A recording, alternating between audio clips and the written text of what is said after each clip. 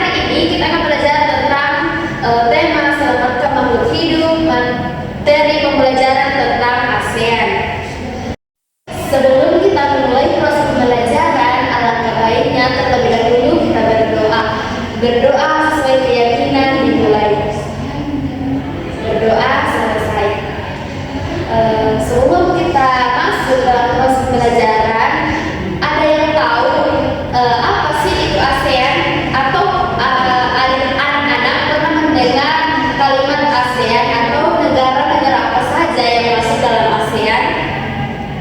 Iya, negara-negara yang masuk dalam ASEAN yaitu Brunei Darussalam, Malaysia, Filipina, Kamboja, Indonesia, Myanmar, Vietnam, Laos, Singapura, dan Thailand. Itulah yang masuk dalam negara ASEAN.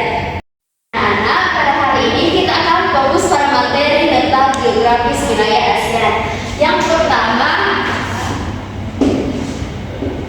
letak astronomis. Yang kedua, letak geografis. Yang ketiga, letak geologis. Yang pertama tadi letak astronomis. Secara astronomis, kawasan negara-negara anggota ASEAN yang berada di Asia Tenggara terletak antara 21 derajat lintang selatan sampai 11 derajat lintang utara dan 92 derajat bujur timur sampai 141 bujur timur. Yang kedua, letak geografis. Dilihat dari letak geografis kawasan Asia Tenggara, terletak antara Samudra Pasifik dan Samudra Hindia serta benua Asia dan benua Australia. Sampai sini ada yang mau ditanyakan? Oke, kalau semuanya paham, kita lanjut pada materi yang terakhir atau yang ketiga, yaitu letak geologis. Menurut letak geologisnya, Asia Tenggara merupakan kawasan yang dilalui dua jalur pegunungan muda, yaitu sirkuit Pasifik dan sirkuit Mediterania. Wilayah Asia Tenggara dibagi menjadi dua wilayah daratan, yaitu daratan berbentuk semenanjung. Wilayah yang berbentuk semenanjung adalah Myanmar, Thailand, Laos, Kamboja, Vietnam, dan wilayah Malaysia bagian barat.